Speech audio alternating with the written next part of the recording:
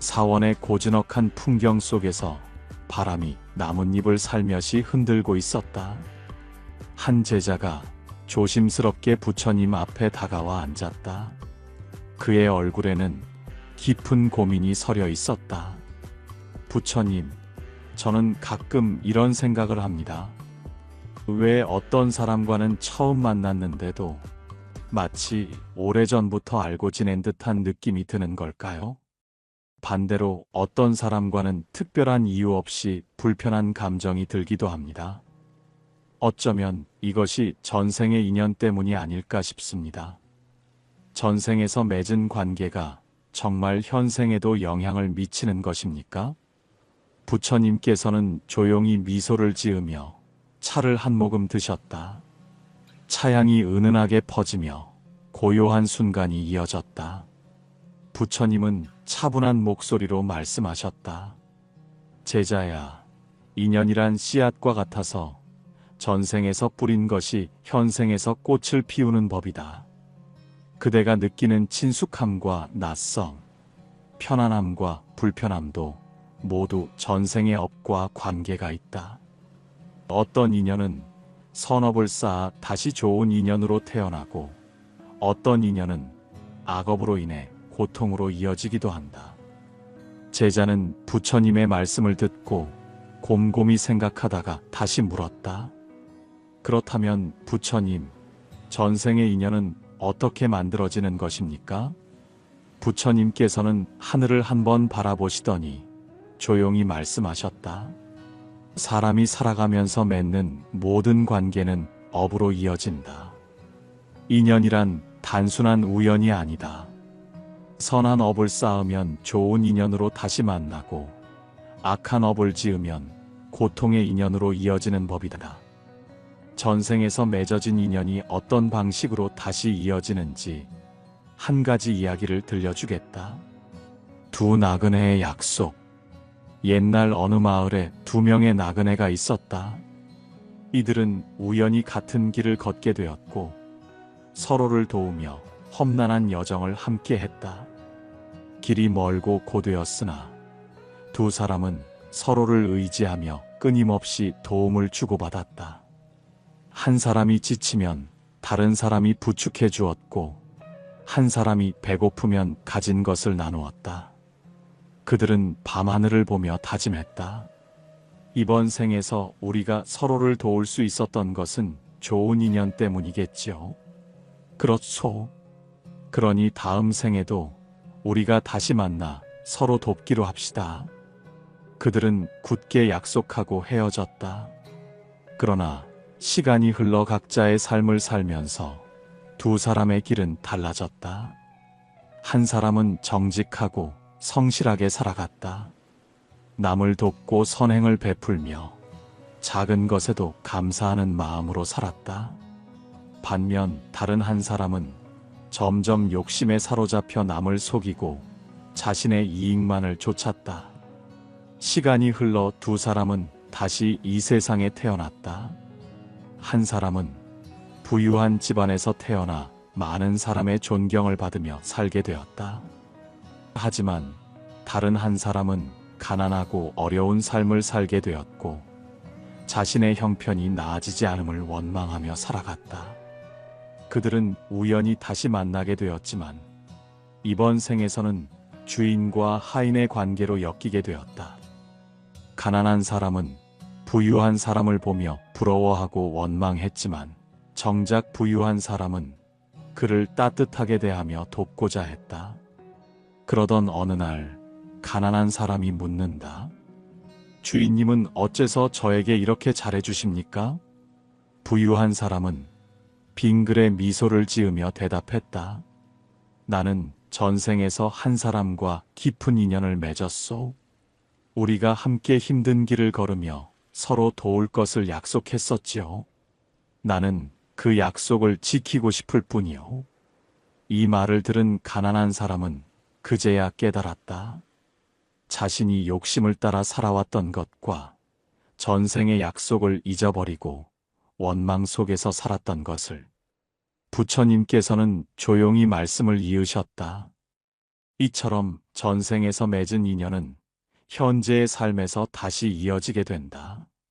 하지만 어떤 모습으로 다시 만나는가는 그 사람이 살아온 방식에 따라 달라지는 법이다. 제자는 고개를 끄덕이며 말했다. 결국 전생에서 맺은 인연이 삶의 방식과 업보로 나타난다는 말씀이군요. 부처님께서는 미소를 지으며 고개를 끄덕이셨다. 그렇다. 하지만 모든 인연이 다 전생에서 비롯된 것은 아니다. 어떤 인연은 전생에서 이어지고 어떤 인연은 현생에서 새롭게 맺어지는 법이다. 제자는 의아한 얼굴로 되물었다. 그렇다면 우리가 지금 만나는 사람들은 모두 전생의 인연 때문이 아닙니까? 부처님께서는 조용히 차를 한 모금 마신 후 말씀하셨다. 그렇지는 않다. 어떤 인연은 전생에서 이어지지만 어떤 인연은 현생에서 새롭게 만들어진다.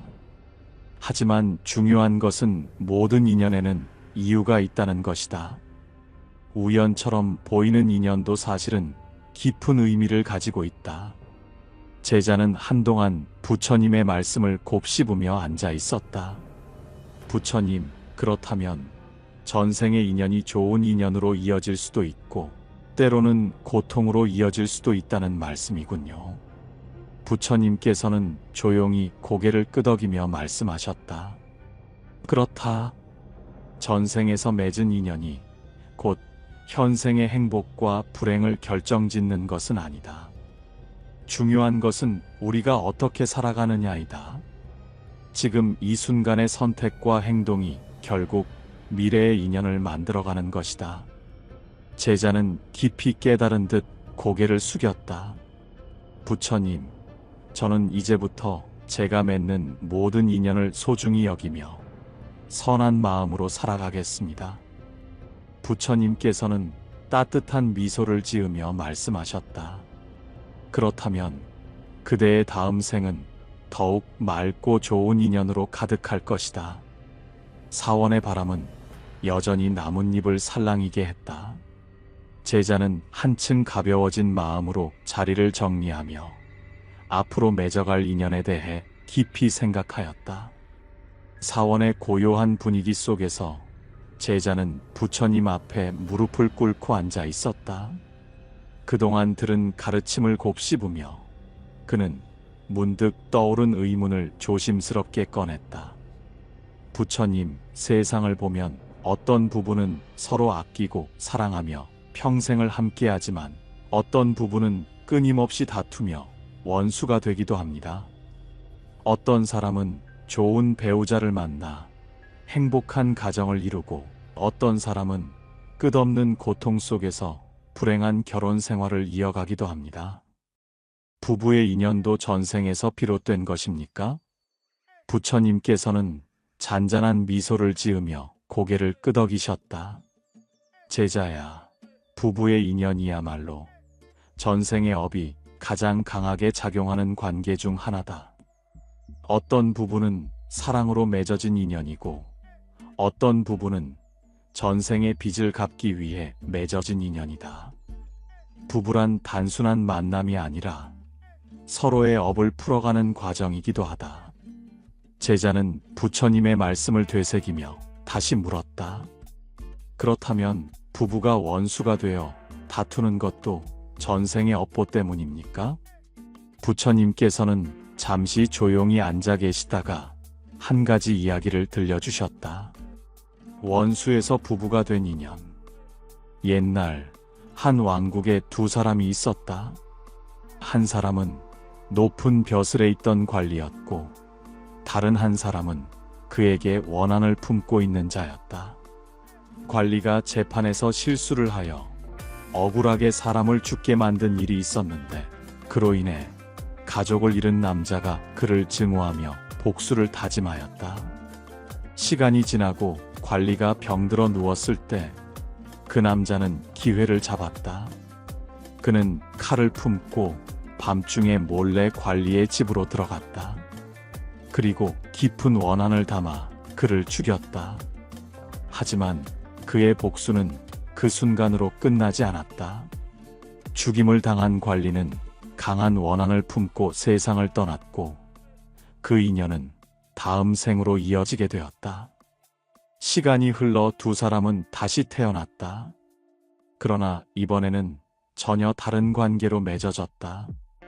전생의 관리를 죽였던 남자는 여자로 태어났고 전생에 억울하게 죽임을 당했던 사람은 그의 남편으로 태어났다. 두 사람은 처음 만났을 때부터 묘한 감정을 느꼈다. 사랑하면서도 이유 없이 서로를 힘들게 하였고 작은 일에도 쉽게 다투었으며 때로는 깊은 증오가 솟아오르기도 했다. 하지만 한편으로는 알 수 없는 끌림이 있었다. 시간이 지나고 두 사람은 점차 서로를 이해하기 시작했다. 한때 원한과 복수로 얽혀있던 그들은 이번 생에서 사랑과 인내를 배우며 업을 풀어가고 있었다. 부처님께서는 조용히 말씀을 이으셨다. 이처럼 부부의 인연은 단순한 우연이 아니다. 전생의 업에 따라 원수였던 사람이 부부가 되기도 하고 사랑으로 맺어진 인연이 다시 만나 평생을 함께하기도 한다. 하지만 중요한 것은 전생이 어땠든 지금 이 순간의 마음가짐에 따라 그 인연이 달라질 수 있다는 것이다. 제자는 깊이 생각하며 고개를 끄덕였다. 그렇다면 부부가 서로 이해하고 용서하며 사랑하는 것이 전생의 업을 푸는 길이겠군요. 부처님께서는 미소를 지으며 말씀하셨다. 그렇다. 인연이란 과거에서 비롯되었지만 현재의 행동이 미래를 바꾸는 법이다. 그러므로 그대가 어떤 인연 속에 있든 그 인연을 더 맑고 따뜻한 것으로 만들어가야 한다. 부모와 자식 관계. 제자는 부처님의 말씀을 듣고 한참을 곱씹다가 또 하나의 의문을 떠올렸다. 부처님, 부부뿐만 아니라 부모와 자식의 인연도 다양한 모습을 보입니다. 어떤 부모와 자식은 서로를 사랑하고 아끼지만 어떤 경우에는 부모가 자식을 미워하거나 자식이 부모를 원망하며 살아가기도 합니다. 이건 역시 전생의 인연과 관련이 있는 것입니까? 부처님께서는 조용히 고개를 끄덕이시며 말씀하셨다. 부모와 자식의 인연도 전생에서 맺어진 업의 결과이다. 어떤 자식은 전생에서 부모에게 은혜를 입어 이번 생에 다시 만나 보살핌을 받기도 하고 어떤 자식은 전생에서 빚을 지고 태어나 부모의 재산을 탕진하며 살아가기도 한다. 모든 만남에는 이유가 있다. 이에 대한 이야기를 하나 들려주겠다. 아버지의 빚. 옛날 한 마을에 가난하지만 인정이 많은 남자가 살고 있었다. 그는 자신이 가진 것을 나누는 것을 좋아했고 친구에게도 아낌없이 베풀었다. 어느 날 그의 친구가 찾아와 간곡하게 도움을 청했다. 그는 큰 돈이 필요하다며 눈물로 호소했고 남자는 아무런 망설임 없이 가진 것을 내어주었다. 그러나 그 돈은 끝내 돌아오지 않았다. 친구는 약속을 지키지 못한 채 사라졌고 남자는 결국 그 돈을 받지 못한 채 생을 마감하게 되었다. 시간이 흘러 남자는 다시 태어나 부유한 가문의 가장이 되었다. 그런데 그의 아들로 태어난 아이는 어릴 때부터 아무런 노력 없이 부모의 돈을 흥청망청 쓰며 살아갔다. 아버지는 애써 자식을 바로잡으려 했지만 아들은 듣지 않았다. 결국 아들은 아버지가 평생을 일구어온 재산을 모두 탕진하게 되었고 아버지는 허망한 마음으로 한탄하였다. 그때 부처님을 찾아가 그가 물었다. 부처님, 저는 평생 노력해서 모은 재산을 지키고 싶었습니다. 그런데 제 아들은 그것을 모두 허비하고 있습니다. 저는 대체 왜 이런 고통을 겪어야 합니까? 부처님께서는 조용히 말씀하셨다. 그대가 기억하지 못할 뿐, 이 아이는 전생에서 그대가 베풀었던 친구이다.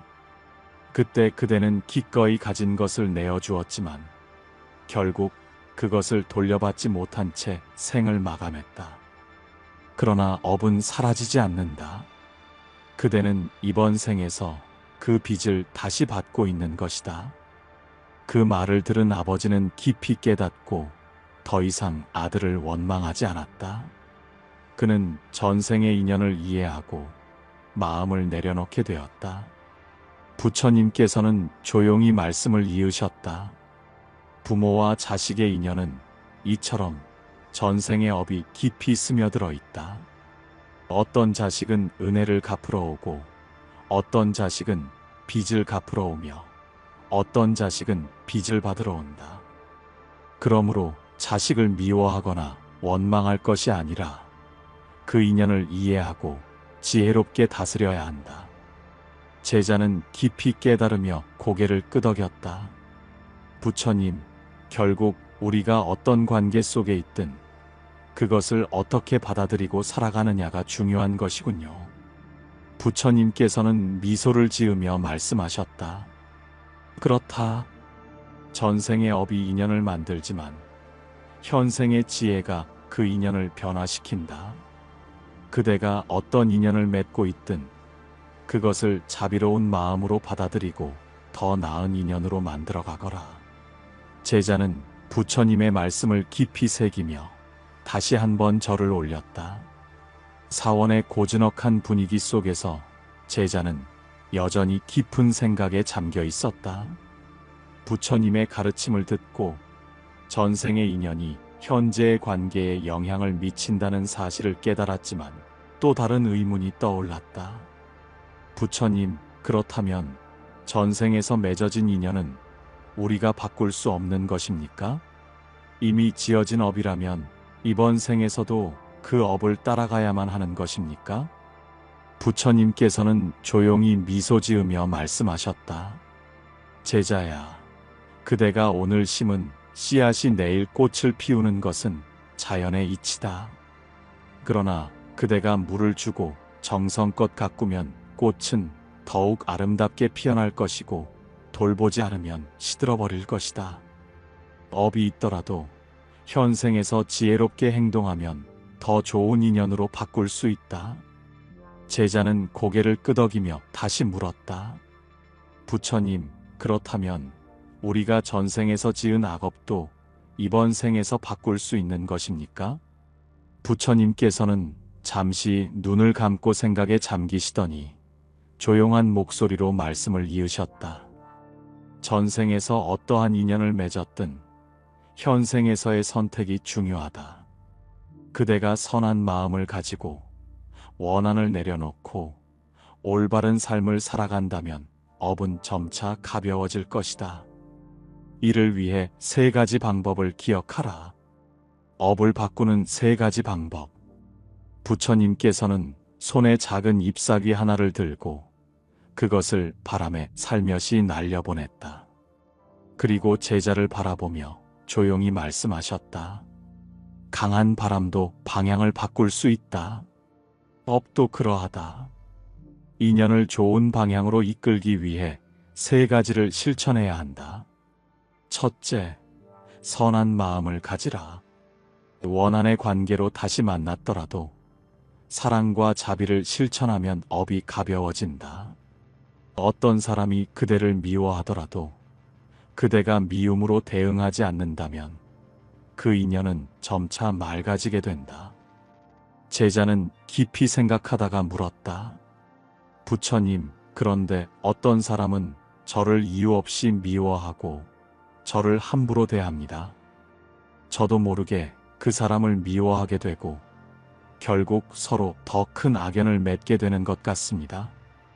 이런 상황에서도 제가 먼저 선한 마음을 가져야 합니까? 부처님께서는 조용히 고개를 끄덕이며 말씀하셨다. 제자야, 불 속에 기름을 붓는다면 불길이 더 거세지겠지만 물을 부으면 결국 꺼질 것이다. 미움은 미움으로 끊어지지 않는다. 오직 사랑과 자비만이 그 미움을 녹일 수 있다. 제자는 깊이 깨닫고 고개를 끄덕였다. 둘째, 용서하고 화해하라. 용서를 하면 더 이상 악연으로 이어지지 않는다. 서로 미워하고 원망하는 인연은 끝없이 반복되지만 한 사람이 먼저 용서하면 그 순간 업이 끊어지는 것이다. 제자는 한숨을 쉬며 말했다. 부처님, 저는 누군가에게 상처를 받으면 쉽게 용서하기 어렵습니다. 미워하는 마음이 저절로 생기고 그 사람을 다시 보면 분노가 치밀어 오릅니다. 어떻게 하면 용서할 수 있습니까? 부처님께서는 부드러운 목소리로 말씀하셨다. 용서란 상대를 위한 것이 아니라 그대 자신을 위한 것이다. 미움을 품으면 가장 괴로운 것은 결국 그대 자신이다. 그러므로 용서하는 순간 그대의 마음이 가장 편안해질 것이다. 제자는 조용히 눈을 감고 과거에 자신을 힘들게 했던 사람들을 떠올려 보았다. 그리고 그 순간 미움을 품고 있었던 것이 자신을 더 괴롭게 만들었다는 사실을 깨달았다. 셋째, 선업을 쌓아라. 남을 돕고 착한 일을 하면 다음 생의 인연이 맑아진다. 업이란 고정된 것이 아니다. 선한 행동을 반복하면 악업이 점차 줄어들고 좋은 인연이 다가온다. 부처님께서는 조용히 말씀을 이으셨다. 선업을 쌓는 것은 마치 어두운 방에 등불을 밝히는 것과 같다. 처음에는 작은 불빛 하나일지라도 계속해서 등불을 밝히면 결국 방 안이 온전히 환해지게 된다. 그러므로 그대가 이번 생에서 착한 일을 많이 하면 다음 생에는 더 좋은 인연 속에서 태어나게 될 것이다. 제자는 미소를 지으며 말했다. 부처님, 그렇다면 이제부터 저는 더욱 선한 마음을 가지고 용서하며 착한 일을 실천하겠습니다. 부처님께서는 따뜻한 눈빛으로 제자를 바라보며 말씀하셨다. 그렇다면 그대의 업은 점점 더 가벼워질 것이고 좋은 인연이 다가올 것이다. 두 형제의 화해. 부처님께서는 잠시 후 업을 바꾸는 방법을 이해하기 쉽게 설명하기 위해 한 가지 이야기를 들려주셨다. 옛날 전생에 형제였던 두 사람이 있었다. 이들은 부모님이 남겨주신 재산을 두고 크게 다투었고 결국 서로 원수가 되어 각자의 길을 가게 되었다. 둘은 평생 서로를 미워하며 살았고 끝내 화해하지 못한 채 생을 마감하였다. 그러나 전생에서 원한을 맺은 그들은 이번 생에 친구로 다시 태어나게 되었다. 두 사람은 처음 만났을 때부터 사소한 일로 자주 다투었고 끊임없이 충돌하였다. 마치 오래된 원한이 다시 불타오르는 듯 했다. 그러던 어느 날 두 사람 중 한 사람이 문득 깨달았다. 우리가 이렇게 다투는 이유는 전생의 업 때문일지도 모른다. 하지만 이번 생에서 우리가 이 원한을 끊지 않으면 다음 생에도 다시 만나 다투게 될 것이다. 그는 먼저 화해의 손을 내밀었다.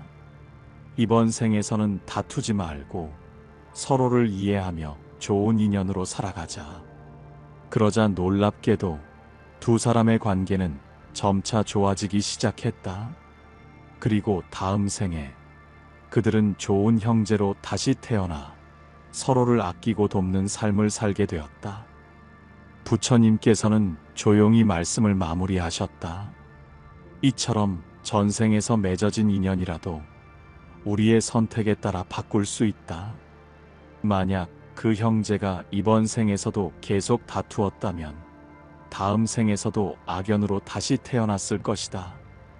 그러나 한 사람이 먼저 용서하고 화해하자 인연이 맑아지고 다음 생에는 좋은 관계로 다시 만날 수 있었다.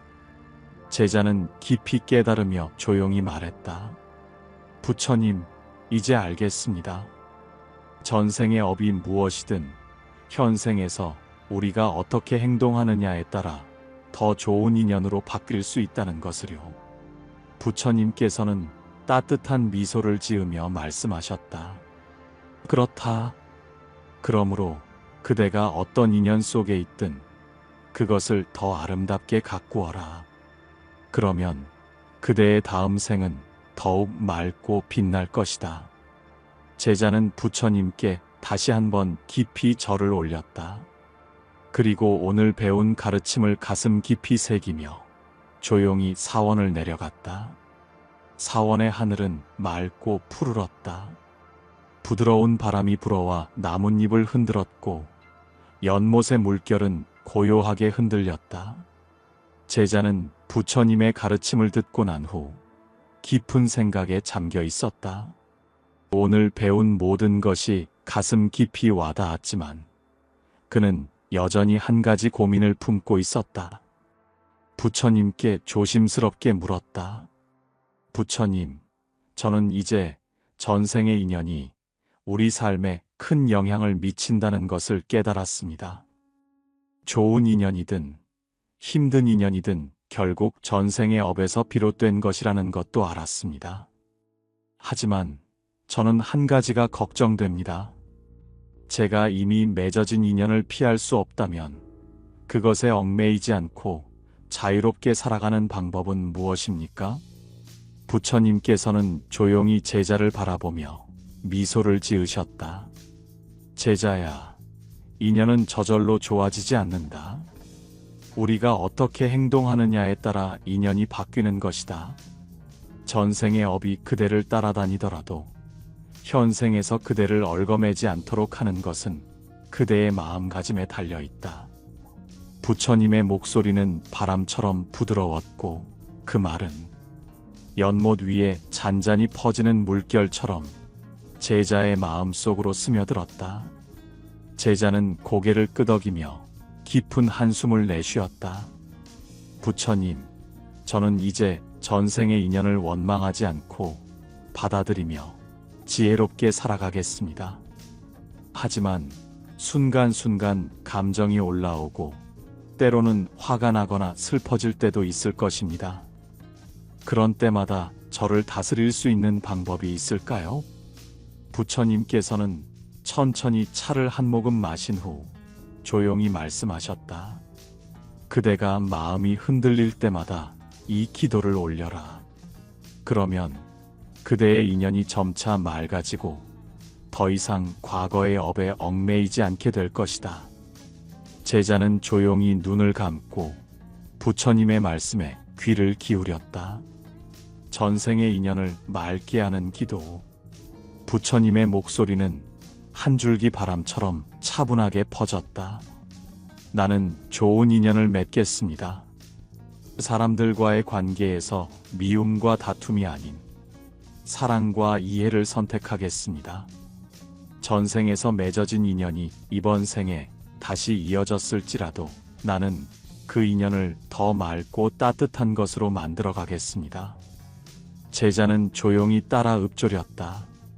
과거의 원한을 놓아버리겠습니다. 나를 힘들게 했던 사람도, 내가 상처를 주었던 사람도 더 이상 원망하지 않고 용서하겠습니다. 모든 인연은 나를 성장시키기 위해 온 것임을 받아들이겠습니다. 부처님께서는 조용히 미소를 지으며 말씀을 이으셨다.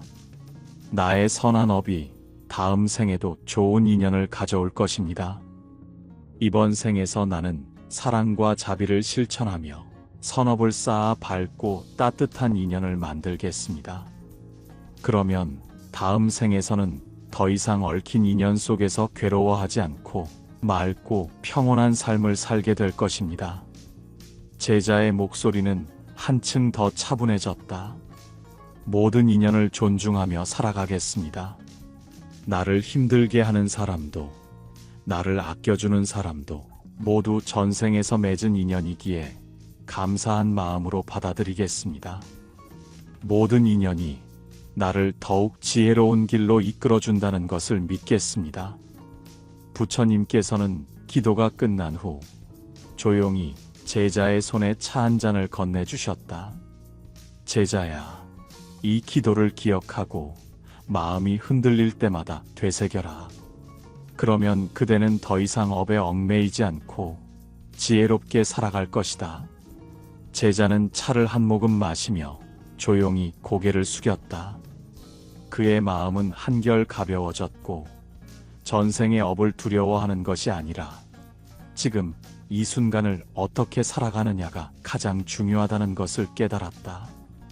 부처님께 깊은 감사의 인사를 올리며 제자는 다짐했다.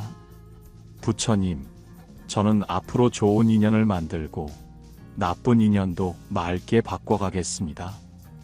이제 저는 전생을 원망하는 대신 현생에서 지혜로운 선택을 하며 살아가겠습니다. 부처님께서는 조용히 미소를 지으며 고개를 끄덕이셨다. 그렇다면 그대는 더 이상 과거의 업에 얽매이지 않고 자유로운 삶을 살게 될 것이다. 업이란 지어진 것이 아니라 만들어가는 것이다.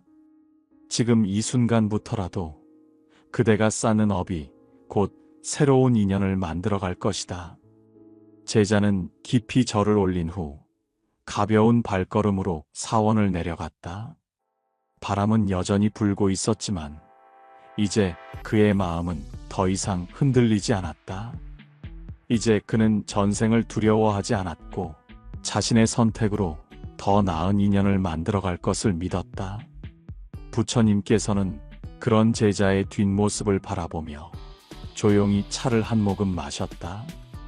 연못 위로 바람이 불어오자 작은 물결이 부드럽게 퍼져나갔다. 그것은 마치 새로운 인연이 시작되는 것처럼 부드럽고도 자연스러운 흐름이었다. 사원의 종소리가 잔잔하게 울려 퍼졌다. 부처님께 배운 가르침을 가슴 깊이 새긴 제자는 조용히 숨을 내쉬었다. 처음 이곳에 올 때는 전생의 인연이 자신의 삶을 구속하는 것 같아 두려웠지만 이제는 깨달았다. 인연이란 정해진 것이 아니라 내가 어떻게 살아가느냐에 따라 변할 수 있는 것이었다. 전생이 어떠했든 내가 오늘 어떤 선택을 하느냐가 미래의 인연을 만들어간다는 사실을 깨닫자 마음이 한결 가벼워졌다. 부처님께 마지막으로 깊이 절을 올리며 제자는 말했다. 부처님, 오늘 가르침을 통해 저는 더 이상 전생의 업을 두려워하지 않고 현생에서 지혜롭게 살아가기로 다짐했습니다. 좋은 인연을 만들고 나쁜 인연도 맑게 바꾸며 모든 관계를 따뜻한 마음으로 대하겠습니다. 부처님께서는 조용히 미소 지으며 말씀하셨다. 그렇다면 그대는 더 이상 업에 얽매이지 않고 자유롭게 살아갈 것이다. 인연을 맑게 하는 사람은 어디를 가든 빛이 나고 그 빛이 더 좋은 인연을 불러오게 될 것이다. 그대의 삶이 더 지혜롭고 평온하기를 바란다. 제자는 다시 한번 절을 올리고 부드러운 바람을 맞으며 천천히 사원을 내려갔다. 그의 걸음은 처음보다 훨씬 가벼웠고 마음은 한결 평온해져 있었다. 부처님께서는 그런 제자의 뒷모습을 바라보며 조용히 차를 한 모금 드셨다. 하늘은 더없이 맑았고 바람은 나뭇잎을 흔들며 부드럽게 불어오고 있었다.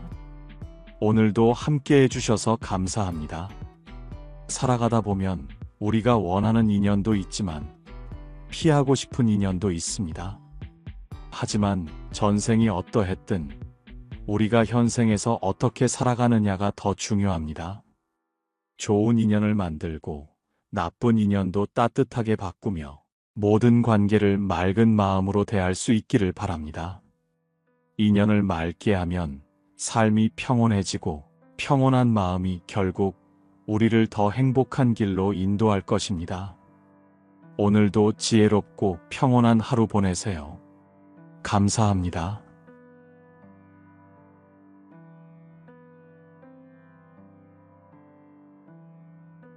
화를 다스리는 지혜. 감정에 휘둘리지 않는 방법.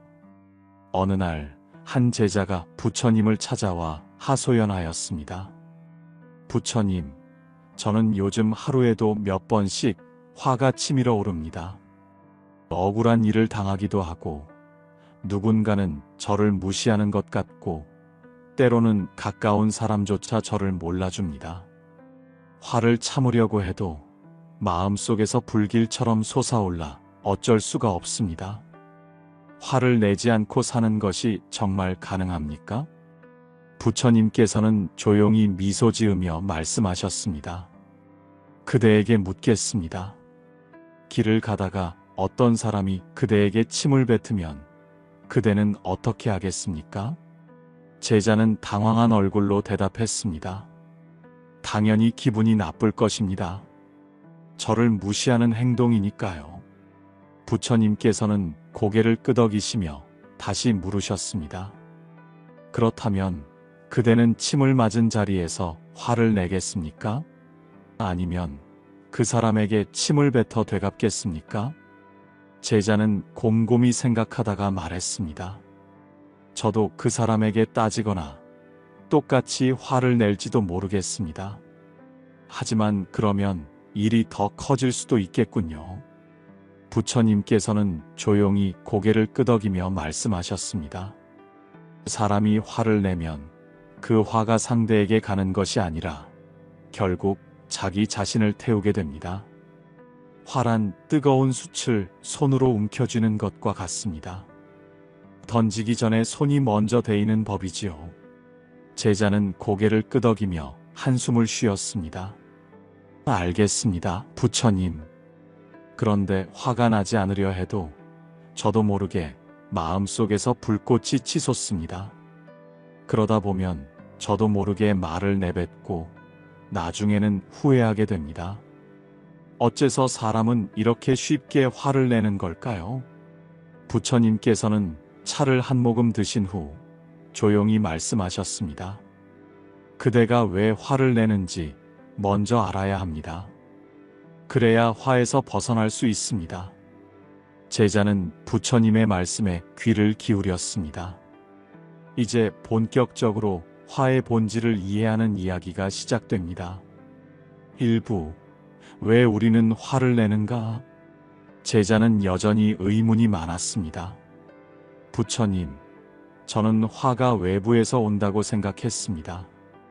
누군가 저를 무시하거나 억울한 일이 생기거나 뜻대로 되지 않을 때 화가 나는 것이 아닙니까? 부처님께서는 부드러운 목소리로 말씀하셨습니다. 그대는 지금 화가 밖에서 온다고 생각하고 있군요. 그러나 화는 외부에서 오는 것이 아닙니다. 화는 스스로 만들어내는 것입니다. 제자는 놀란 얼굴로 물었습니다. 하지만 부처님, 분명 어떤 사람이 저를 무례하게 대할 때 화가 납니다. 그 사람이 저를 자극했으니 화가 나는 것이 아닙니까?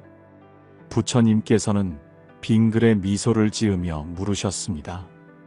만약 같은 말을 들었는데 어떤 사람은 화를 내고 어떤 사람은 웃어 넘긴다면 그 화는 어디에서 비롯된 것일까요? 제자는 잠시 생각하다가 대답했습니다. 그 사람의 마음에서 비롯된 것이겠지요. 부처님께서는 조용히 고개를 끄덕이셨습니다. 바로 그 점이 중요합니다. 화는 외부에서 만들어지는 것이 아니라 스스로의 마음속에서 일어나는 것입니다.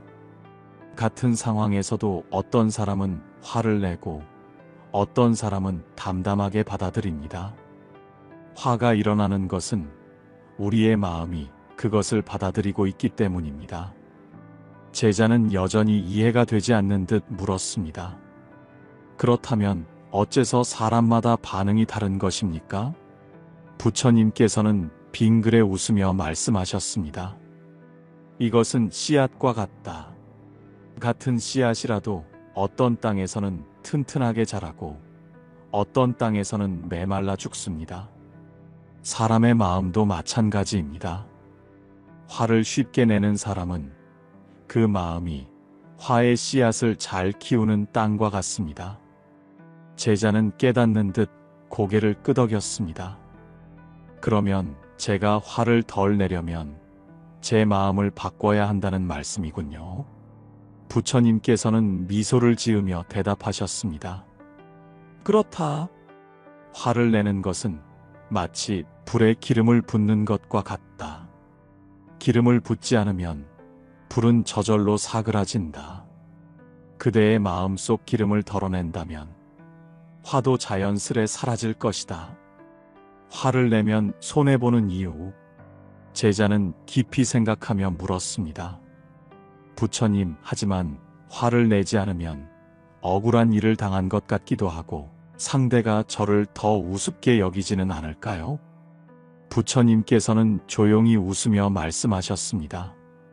그대는 지금 화를 내면 상대가 달라질 것이라 믿고 있구나. 그러나 화를 내서 바뀌는 것은 상대가 아니라 그대 자신이니라. 제자는 의아한 표정으로 되물었습니다. 무슨 뜻입니까? 부처님께서는 손에 작은 돌멩이를 하나 들고 말씀하셨습니다. 이 돌을 그대가 강물에 던진다면 어떻게 되겠는가? 물이 흔들리고 파문이 일어나겠지요.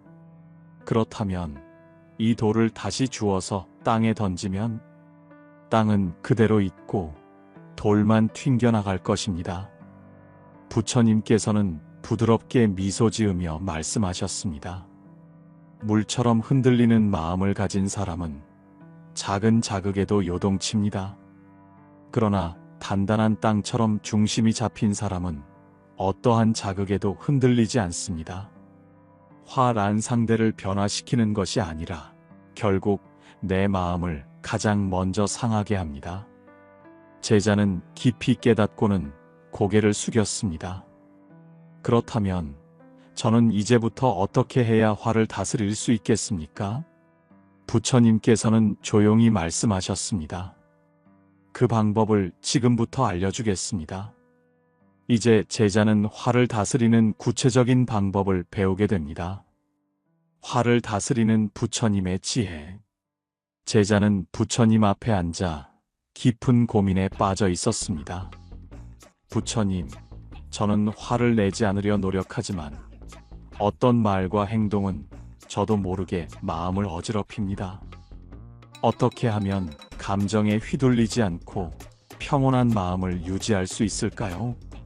부처님께서는 미소를 지으며 부드러운 목소리로 말씀하셨습니다. 그대가 스스로 감정을 받아들이지 않는 법을 익힌다면 화가 나도 그 감정에 휩쓸리지 않을 수 있을 것입니다. 제자는 고개를 끄덕이며 부처님의 말씀을 기다렸습니다. 그대에게 침을 뱉는 사람. 부처님께서는 조용히 이야기를 들려주기 시작하셨습니다. 옛날에 한 사람이 나를 찾아와서는 심한 욕설을 퍼부으며 나에게 침을 뱉었다. 그 사람의 얼굴에는 분노가 가득했고 나를 향한 미움이 그의 말과 행동에 가득 담겨 있었다. 제자는 깜짝 놀라며 물었습니다. 부처님께서는 그 사람에게 어떻게 대응하셨습니까? 부처님께서는 조용히 미소를 지으며 말씀하셨습니다. 나는 조용히 그 사람을 바라보며 이렇게 말했다. 좋소. 하지만 나는 그대의 감정을 받지 않겠소. 제자는 이해가 되지 않는다는 듯 되물었습니다. 부처님, 그 사람은 부처님께 모욕을 주었는데 어찌하여 아무런 반응도 하지 않으셨습니까? 부처님께서는 차분한 목소리로 설명하셨습니다. 그대가 누군가에게 선물을 주었는데 그 사람이 받지 않는다면 그 선물은 누구의 것이겠는가? 제자는 곰곰이 생각하다가 대답했습니다. 선물을 준 사람의 것이겠지요. 부처님께서는 고개를 끄덕이며 말씀하셨습니다. 그렇다. 누군가 나에게 화를 내고 모욕을 퍼부어도 내가 그것을 받아들이지 않는다면 그 감정은 오롯이 그 사람의 것이 된다. 그러므로 나는 그의 화를 받지 않았다.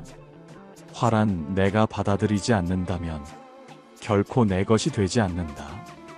제자는 깊이 깨달은 듯 고개를 끄덕였습니다. 그러면 저도 누군가 저를 화나게 할 때 그 감정을 받지 않도록 연습해야 하겠군요. 부처님께서는 미소 지으며 말씀하셨습니다. 그렇다. 화를 다스리는 첫 번째 방법은 감정을 받아들이지 않는 연습을 하는 것이다. 독화살의 비유. 제자는 부처님의 말씀을 듣고도 여전히 궁금한 것이 많았습니다. 부처님, 저는 어떤 말은 흘려보낼 수 있지만 어떤 일들은 너무 억울해서 그냥 참기 어렵습니다. 저는 가끔 이런 생각이 듭니다. 왜 하필 나에게 이런 일이 일어났을까? 이럴 때는 어떻게 해야 합니까? 부처님께서는 조용히 고개를 끄덕이셨습니다. 그대는 지금 독화살을 맞은 사람과 같구나. 제자는 의아한 얼굴로 되물었습니다. 독화살이요? 부처님께서는 조용히 이야기를 이어가셨습니다. 어떤 사람이 길을 가다가 독이 묻은 화살을 맞았다고 생각해보거라. 이 사람이 해야 할 가장 중요한 일은 무엇이겠는가? 제자는 대답했습니다. 당연히 화살을 빼내고 치료하는 것이 중요하겠지요. 부처님께서는 고개를 끄덕이셨습니다. 그러나 어떤 사람은 화살을 맞고도 이렇게 말한다. 이 화살은 어디서 날아왔는가? 누가 쏜 것인가? 화살의 독은 어떤 성분인가? 이렇게 질문만 하다가 정작 화살을 빼는 것을 잊어버린다면 그 사람은 어떻게 되겠는가? 제자는 눈을 크게 뜨고 대답했습니다. 결국 치료하지 못하고 스스로 더 큰 고통을 겪겠지요. 부처님께서는 미소를 지으며 말씀하셨습니다.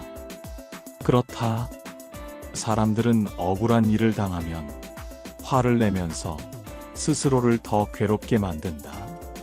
마치 독화살을 맞았는데도 화살을 빼지 않고 왜 이런 일이 생겼는지만 고민하는 것과 같다. 그러나 진정으로 지혜로운 사람은 독화살을 맞았을 때 곧바로 그것을 빼내고 상처를 치료할 것이다. 제자는 깊이 깨닫고 조용히 고개를 끄덕였습니다. 그렇다면 화가 날 때마다 내가 지금 독화살을 쥐고 있는가? 라고 스스로 물어보아야 하겠군요. 부처님께서는 따뜻한 미소를 지으며 말씀하셨습니다. 옳다.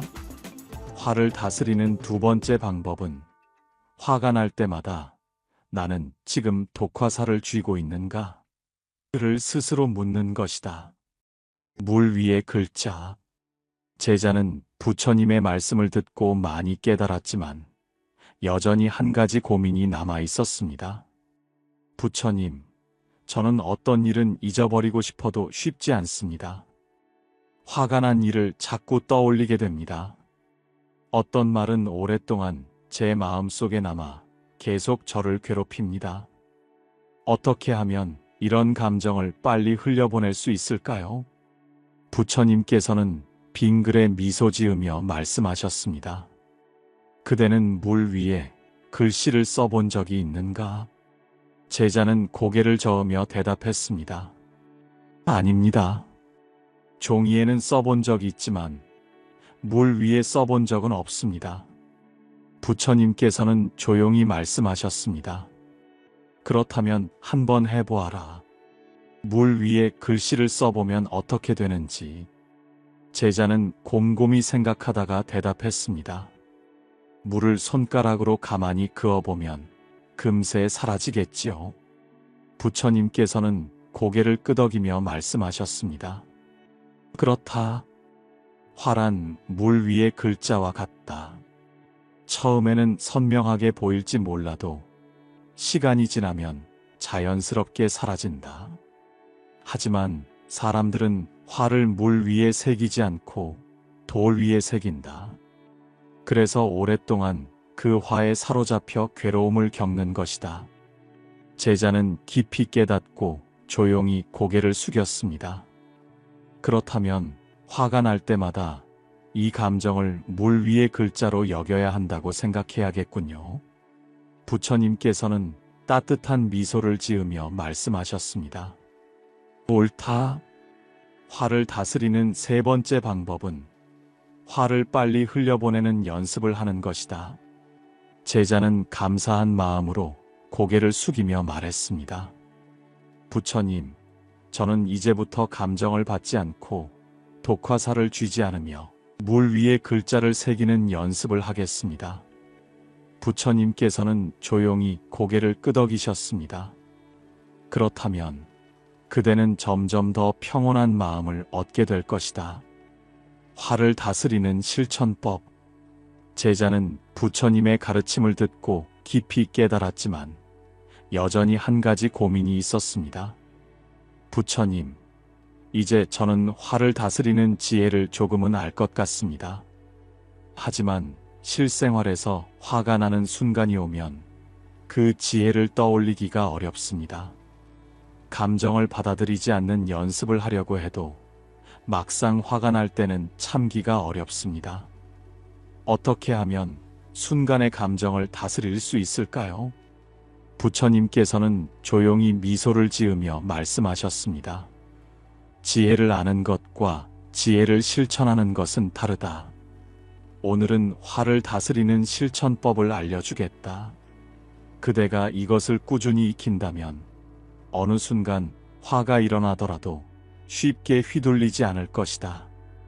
제자는 기대에 찬 눈빛으로 부처님의 말씀을 기다렸습니다. 즉각 반응하지 말라. 3초 법칙. 부처님께서는 손에 작은 돌멩이를 하나 집어들고 그것을 연못 위에 살며시 던지셨습니다. 그대는 이 돌멩이가 물속으로 가라앉는 모습을 보았는가? 제자는 고개를 끄덕이며 말했습니다. 네, 부처님. 돌이 물에 닿자마자 바로 가라앉았습니다. 부처님께서는 미소를 지으며 말씀하셨습니다. 사람이 화를 낼 때도 이와 같다. 누군가 나를 자극하면 우리는 즉각적으로 반응하게 된다. 하지만 그 즉각적인 반응이 불필요한 후회를 불러오기도 하지. 제자는 조용히 부처님의 말씀을 새기며 질문했습니다. 그렇다면 저는 어떻게 해야 즉각적으로 반응하지 않을 수 있을까요? 부처님께서는 조용히 말씀하셨습니다.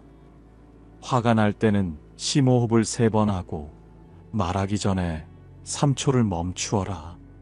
제자는 궁금한 얼굴로 되물었습니다. 심호흡 3번이면 정말 효과가 있습니까? 부처님께서는 빙그레 웃으며 제자를 바라보았습니다. 그대가 지금부터 실험해 보겠는가? 제자는 고개를 끄덕였습니다. 좋습니다. 부처님께서는 조용히 말씀하셨습니다.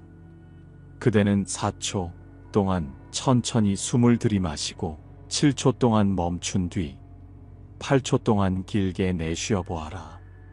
제자는 부처님의 말씀대로 숨을 들이마시고 멈추었다가 천천히 내쉬었습니다.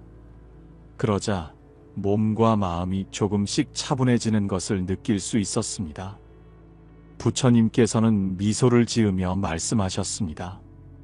이것을 4, 7, 8호흡법이라 한다.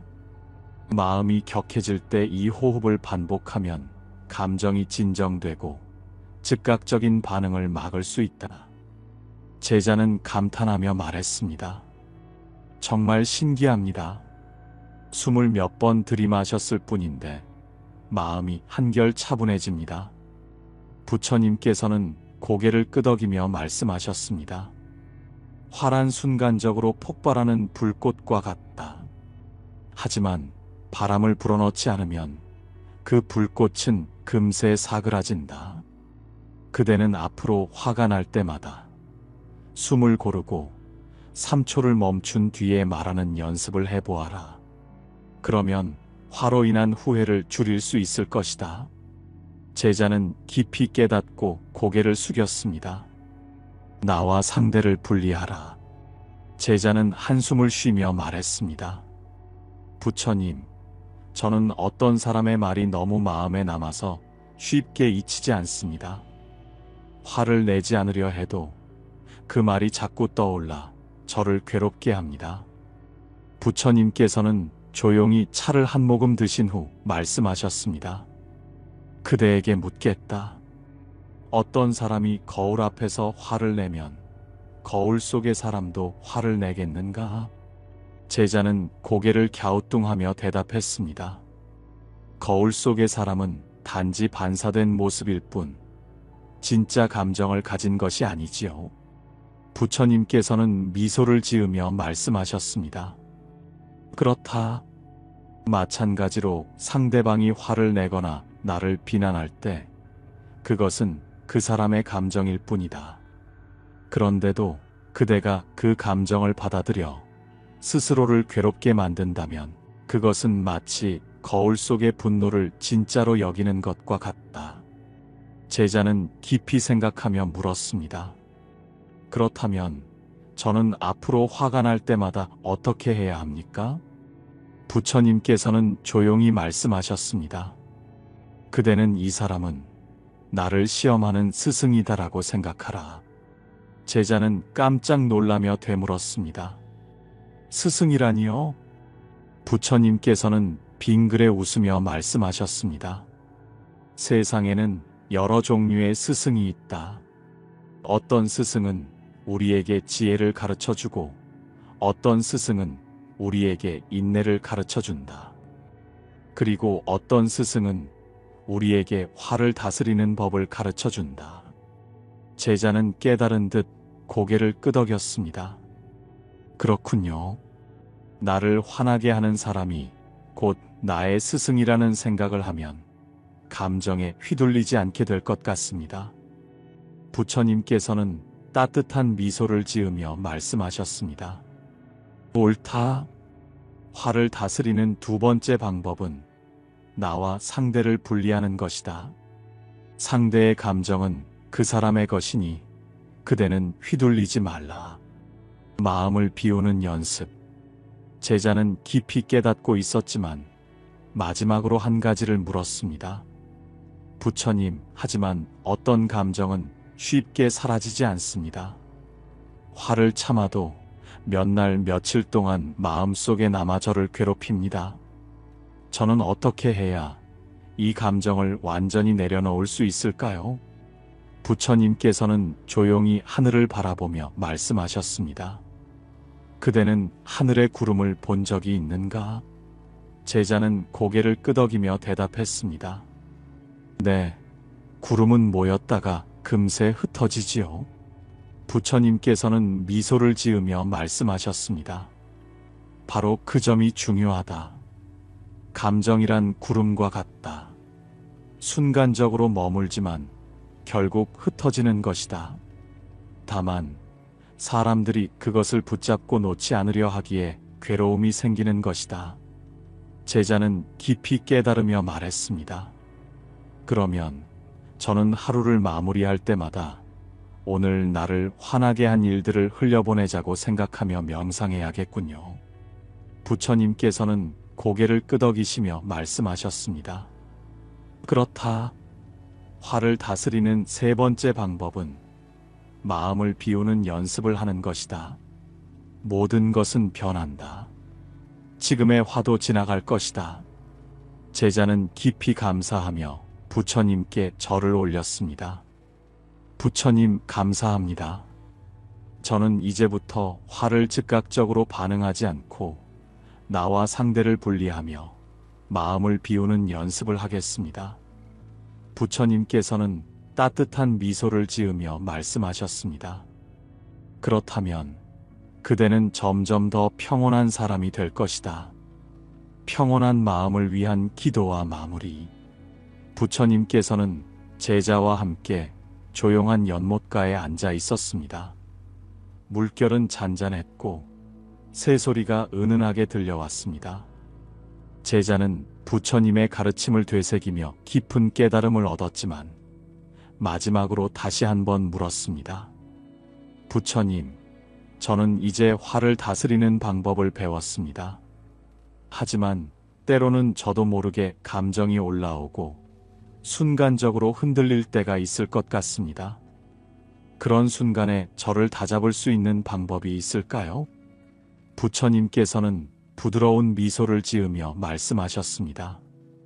그럴 때는 조용히 기도를 올리며 마음을 다스려 보아라. 활한 바람과 같아서 가만히 바라보고 있으면 결국 사라지는 법이다.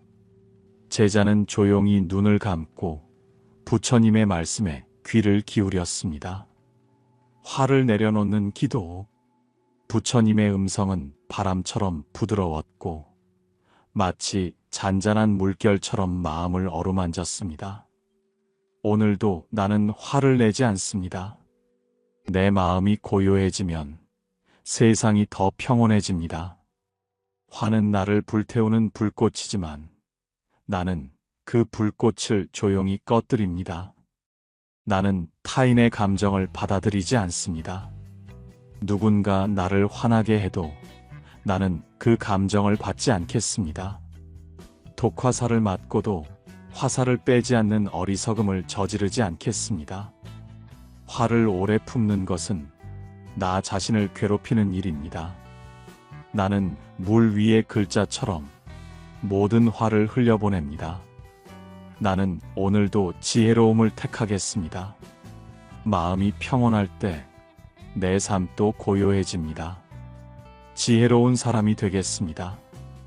제자는 조용히 눈을 감고 부처님의 기도를 따라 읊조렸습니다. 어느새 가슴속에서 올라오던 불안과 화가 사라지고 마음이 차분해졌습니다. 부처님께서는 미소를 지으며 말씀하셨습니다. 이 기도를 매일 반복하면 화는 점점 그대를 떠나갈 것이다.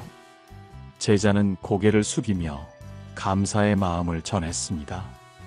부처님께서는 제자에게 마지막으로 오늘 배운 가르침을 정리해 주셨습니다. 오늘 우리는 화를 다스리는 지혜를 배웠다. 다시 한번 기억하거라. 첫째, 감정을 받지 않는 연습을 하라. 타인이 던진 화를 내가 받아들이지 않으면 그 화는 나의 것이 되지 않는다. 둘째, 화가 날 때 내가 독화살을 쥐고 있는가? 를 스스로 물어보라. 화란 독과 같아서 오래 품으면 스스로를 더 괴롭게 만든다. 셋째, 화를 빨리 흘려보내는 연습을 하라. 화는 물 위의 글자와 같다. 오래 품을수록 나만 힘들어진다. 제자는 조용히 고개를 끄덕였습니다. 부처님, 저는 이제부터 이 가르침을 마음속에 새기고 실천하겠습니다. 부처님께서는 따뜻한 미소를 지으며 마지막으로 말씀하셨습니다. 지혜로운 자는 화에 휘둘리지 않는다. 이제 그대도 지혜로운 사람이 될 것이다. 제자는 조용히 절을 올리고 평온한 마음으로 자리를 떠났습니다. 연못은 여전히 잔잔하게 흐르고 있었고 하늘에는 구름 한 점 없이 맑은 빛이 가득했습니다. 부처님께 가르침을 들은 제자는 한결 평온해진 얼굴로 자리에서 일어났습니다. 마음속에서 일던 불길이 어느새 사그라지고 그 자리에 맑은 호수처럼 고요함이 자리 잡았습니다. 부처님께서는 조용히 제자를 바라보며 마지막으로 말씀하셨습니다. 활한 바람과 같아서 붙잡지 않으면 저절로 사라진다. 그대는 이제 바람을 붙잡지 않고 흘려보내는 법을 배웠다. 앞으로도 화가 일어날 때마다 오늘 배운 지혜를 떠올려라. 그러면 그대의 마음은 언제나 고요할 것이다.